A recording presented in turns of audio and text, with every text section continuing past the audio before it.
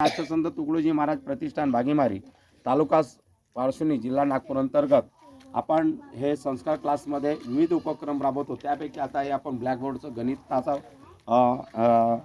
एक गणित आपण सोडवण्याचा प्रयत्न करत आहोत।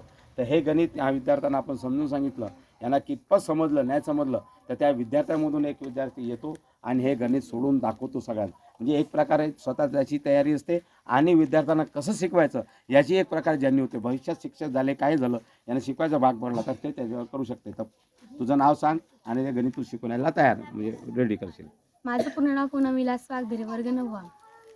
आपल्या समोर एक गणित दिलं आहे, ब्रॅकेट -1/2 त्याला घातांक 4। म्हणजे आपल्याला इथे लिहावं लागेल -1 गुणिला -1 गुणिला -1 गुणिला -1 आणि याला अपॉन म्हणजे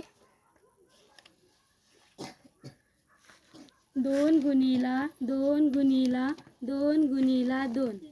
आता काही गुणाकारामध्ये मायनस मायनस प्लस होत असते आणि 1 गुणिला 1 केलं तर 1 येते। बरोबर मायनस मायनस मायनस मायनस गुणाकारामध्ये प्लस असते। आपण प्लस इथे ह्या दोघांचा गुणाकार केला की इथे प्लसमध्ये उत्तर येईल आणि 1 गुणिला 1 केलं तर 1 येते, म्हणून प्लसचे 1 आले आपल्याकडे आणि गुणिला ते -1 आहे आपल्याकडे। आणखी 1 गुणिला 1 केलं तर 1च होते आणि गुणाकारामध्ये मायनस मायनस प्लस मायनस होते, म्हणून आपल्याकडे आता मायनसचे आले इकडे। आणि आणखी आपल्याकडे -1 आहे, मग गुणिला आणखी -1 केलं। मायनस मायनस गुणाकारामध्ये अधिक होत असते, म्हणून आपण इथे लिहू शकतो 1 अपॉन। आता याचा गुणाकार करायचा, 2 गुणिला 2 म्हणजे 4, 4 गुणिला 2 म्हणजे 8, 8 गुणिला 2 म्हणजे 16, म्हणजे 1/16।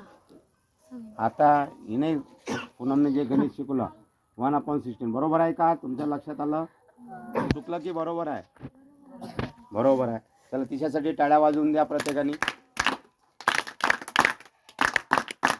धन्यवाद। मी बबलू गाडवे, भागीमारी तालुका पारसुनी जिल्हा नागपूर। अशा प्रकारे हे मुलं आपल्या गणिताची सुद्धा प्रॅक्टिस करतात। तर -1/2 ब्रॅकेट त्याला घात 4 याचं उत्तर तिने काढलेलं आहे 1/16। तर अशा प्रकारे तिने जे समजून सांगितलं ते अगदी बरोबर आहे। धन्यवाद। जय गुरुदेव। धन्यवाद।